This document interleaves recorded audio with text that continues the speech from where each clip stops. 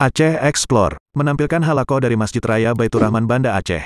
Subscribe, komen, like, dan share. Bismillahirrahmanirrahim. Assalamualaikum warahmatullahi wabarakatuh. Alhamdulillahi rabbil alamin wal aqibatu lil muttaqin wa la udwana illa 'alal zalimin. Asyhadu an la ilaha illallah wahdahu la syarikalah wa asyhadu anna sayyidana wa nabiyyana Muhammad sallallahu alaihi wasallam. Allahumma la ilma lana illa ma 'allamtana innaka antal alimul hakim wa tub 'alaina innaka antat tawwabur rahim. Rabbi shrah li sadri wa yassir li amri wahlul 'uqdatam min lisani yafqahu qawli. Alhamdulillah, segala puji bagi Allah Subhanahu wa taala. Allah izinkan kita hadir pada subuh ini di masjid yang mulia ini.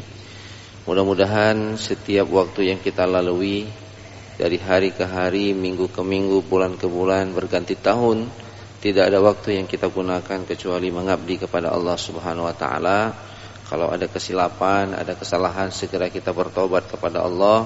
Dan kita berdoa selalu jamaah yang dimuliakan oleh Allah. Mudah-mudahan ketika Allah mengambil nyawa kita, cepat ataupun lambat kita pasti akan berpisah. Kita akan kembali ke akhirat rumah kita. Mudah-mudahan ketika kita kembali, kita meninggal dalam husnul khatimah. Amin ya rabbal alamin. Salawat dan salam kita sanjung sajikan ke pangkuan junjungan kita baginda Nabi besar Muhammad sallallahu alaihi wasallam, Rasul yang menjadi uswah dan qudwah dalam berbagai sisi dan dimensi kehidupan kita.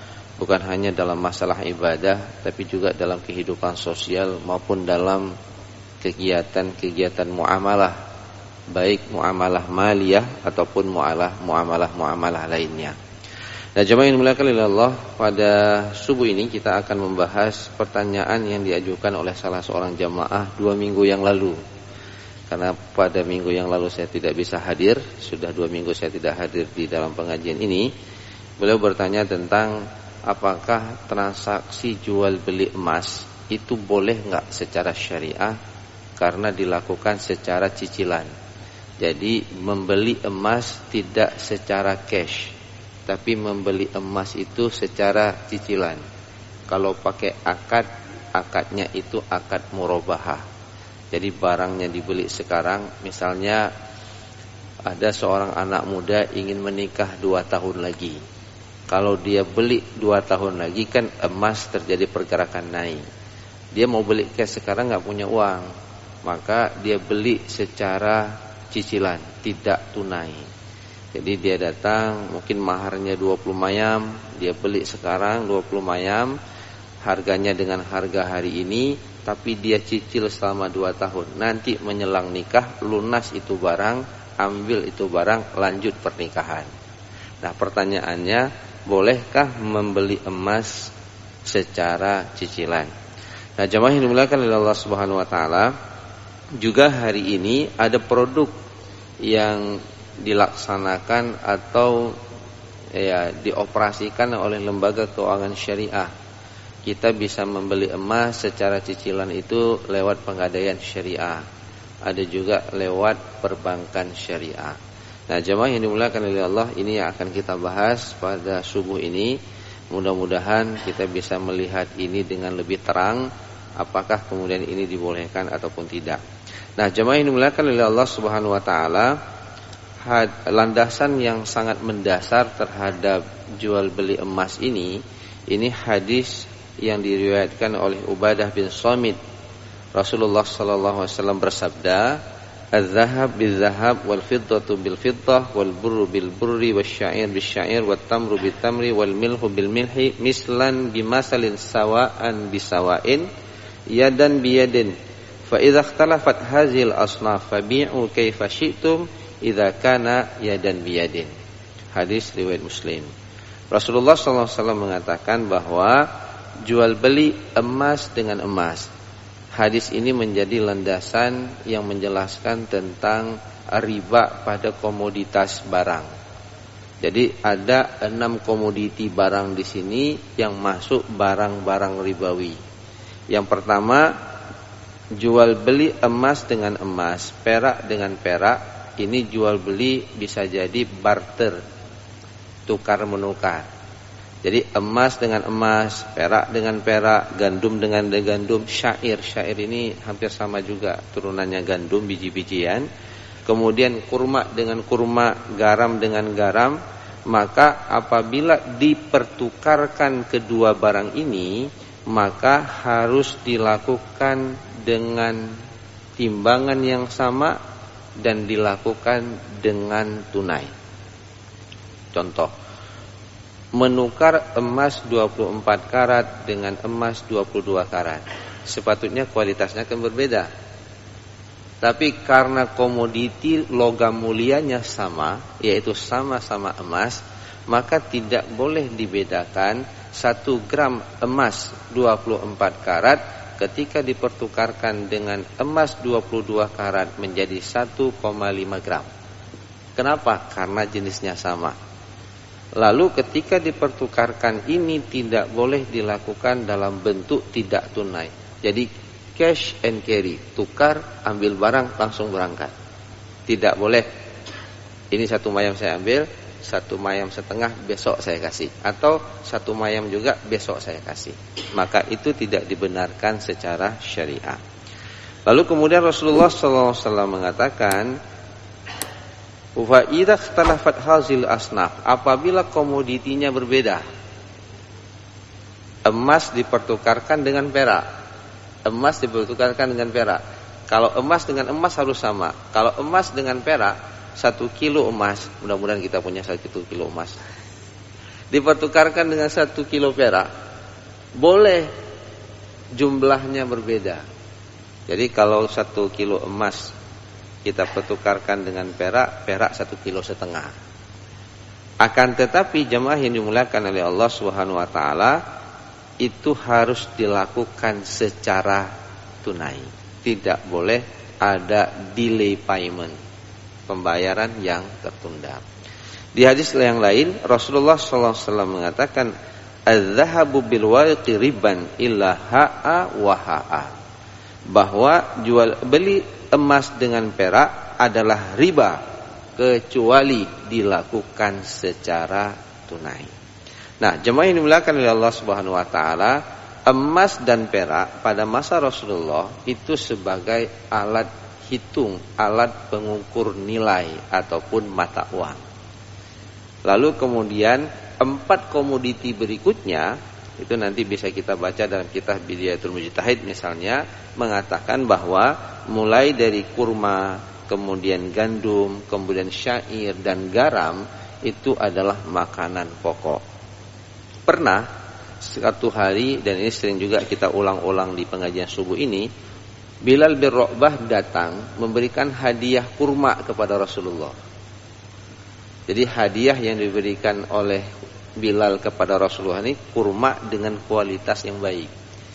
Rasulullah tahu kebun kurmanya milik Bilal itu kualitasnya tidak baik. Mungkin kita kasih contoh lah, Bilal itu kasih kurma kepada Rasulullah, kurma ajwa, kurma dengan kualitas yang baik. Lalu kemudian kebunnya Bilal itu kurma sukari, contoh saja, karena nggak dijelaskan kurmanya jenis apa. Lalu ketika dikasih oleh Bilal kepada Rasul, Rasul nanya, "Bilal, ini kurmanya kok kualitasnya bagus, kamu dapat dari mana? Kan bukan produksi kamu, bukan dari kebun kamu." Apa kata Bilal? "Ya Rasulullah, ku pertukarkan 2 sak kurma milikku dengan 1 sak kurma yang jenisnya bagus." Apa kata Rasulullah? Itu riba. Jadi kan 2 sak, kita bilanglah 2 karung, dipertukarkan dengan 1 karung yang lebih baik. Maka apa kata Rasulullah? Itu riba. Kenapa? Jenisnya sama. Sama-sama kurma, walaupun kualitas kurmanya berbeda. Lalu ditanya sama Bilal, bagaimana supaya itu tidak riba? Maka kemudian Rasulullah katakan, jual dulu kurma kamu 2 sak itu, jadikan uang, jadikan dia dinar, pindahkan kepada komoditi lain, yaitu alat tukar, jual, dapat uangnya, lalu uang ini kamu beli kurma dan itu menjadi halal. Nah, jemaah yang dimuliakan oleh Allah Subhanahu wa taala, jadi pertukaran jenis yang sama itu tidak dibenarkan kecuali dengan ukuran yang sama dan dilakukan secara tunai. Nanti kalau kita bawa ke kegiatan harian kita di hari raya, orang nukar uang rupiah baru dengan uang rupiah lama. Kalau dia tukarkan misalnya uang rupiah lama 1 juta, dipertukarkan dengan rupiah baru, dia minta 100.000 sebagai biayanya, itu hukumnya menjadi haram. Kenapa? Karena pertukaran mata uang. Maka jemaah yang dimuliakan oleh Allah, secara sederhana saya ingin menarik kesimpulan masalah tukar menukar ini, bahwa ini 6 komoditas ini adalah komoditas ribawi. Diambil ilatnya, perak dengan emas itu alat tukar, pengukur nilai. Maka kalau hari ini kita menggunakan rupiah, pertukaran rupiah dengan ringgit Malaysia ataupun rial, uang sama-sama mata uang, tapi jenisnya berbeda. 1 rial, 1 rupiah. Maka pertukaran itu boleh harganya berbeda, 1 ringgit Malaysia 3.000 sekian misalnya, tapi harus dilakukan secara tunai. Apabila terjadi pertukaran antara, misalnya nanti kita ambil 4 jenis berikutnya, itu kan makanan pokok, sering juga terjadi di dalam kehidupan kita, dipertukarkan beras ramos, biasanya bulan puasa, zakat fitrah dikasih dalam bentuk beras, dicampur kan, habis dicampur ini banyak kali dapat berasnya, dia pertukar. Nah, enak makannya nih, saya mau cari beras yang dengan kualitas yang lebih bagus, ditukar misalnya beras zakat fitrah, ditukarlah dengan beras yang kualitasnya bagus, Kemala misalnya, atau Ramos, ataupun apapun namanya sekarang. Ya, 2 sak ditukar dengan 1 sak yang bagus, itu hukumnya juga menjadi riba. Nah, jemaah yang dimuliakan oleh Allah Subhanahu wa taala. Nah, para ulama mazhab Syafi'i dan Imam Malik itu mengambil, kita kembali kepada pembahasan emas tadi. Emas pada masa Rasulullah itu sebagai alat pembayaran, alat tukar. Sedangkan hari ini emas itu tidak lagi menjadi alat pengukur nilai. Jadi ilatnya itu sudah berubah. Jadi emas hari ini menjadi logam mulia yang bisa diperdagangkan, diperjualbelikan sama dengan barang-barang yang lain. Karena ilatnya sudah berubah, maka membeli emas apabila dilakukan dengan rupiah dan dilakukan secara cicilan itu menjadi boleh. Karena terjadi pergeseran. Dulu emas, dinar dan dirham itu alat pembayaran, alat pengukur nilai. Hari ini tidak lagi berlaku emas sebagai alat pengukur nilai untuk rupiah. Maka ketika itu tidak terjadi, jamaah yang dimuliakan oleh Allah Subhanahu wa taala, emas sama dengan komoditas barang lainnya, sama dengan tembaga, sama dengan mobil, sama dengan rumah, dia bisa menjadi aset yang kita miliki.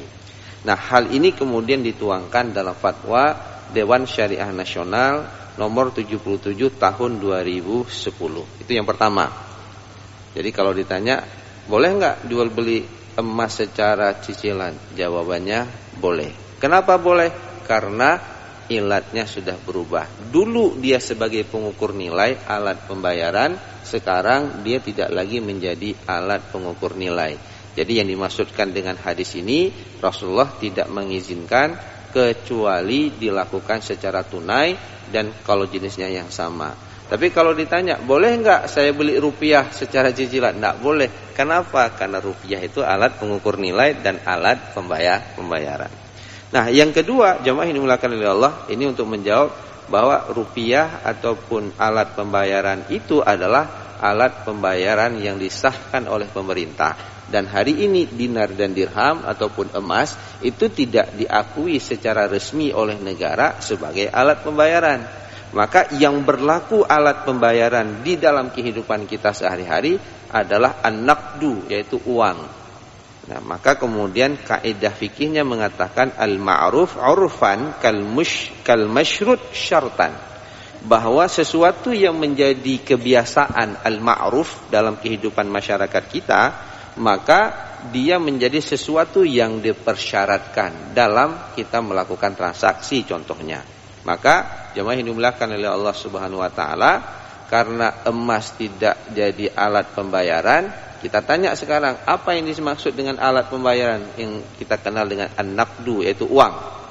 Di sini kemudian jemaah yang dimuliakan oleh Allah dijelaskan, an-naqdu huwa mattakhadzan nasu samanan minal ma'adin madrubah aw awraq matbu'ah wa nahwiha as-sadirati 'anil muassasatil maliyah sahibatil ikhtisas. Bahwa uang itu adalah sesuatu yang dijadikan harga samanan minal ma'ad. Jadi harga yang itu digunakan oleh masyarakat, baik yang terdiri dari ma'adin, yaitu logam, ataupun al-awraq, kertas, ataupun yang sejenisnya, wanahwiha. Nah sekarang ini misalnya, kemarin kita sudah bahas pembayaran menggunakan digital. Di challenge ini aja kan ada barcode itu kan. Kita bisa berinfak hanya dengan scan barcode pakai QRIS. Itu kan sekarang QRIS itu asal ada uang di dalam rekening kita nggak pegang uang cash, tapi terjadi perpindahan uang. Jadi kita scan, ada HP, nggak bawa uang di kantong, nggak punya dompet karena kita pakai baju yang tidak punya kantongnya, tapi kita bawa HP. Lewat tuh celeng, ambil HP kita, buka mobile banking kita, scan barcode-nya. Langsung transfer. Syaratnya ada uang dalam rekening. Kalau nggak ada uang, ya nggak masuk juga. Lalu ini kan jadi alat pembayaran. Kita makan di restoran, nggak bawa uang cash, tapi juga menggunakan scan dengan banyak fitur-fiturnya hari ini.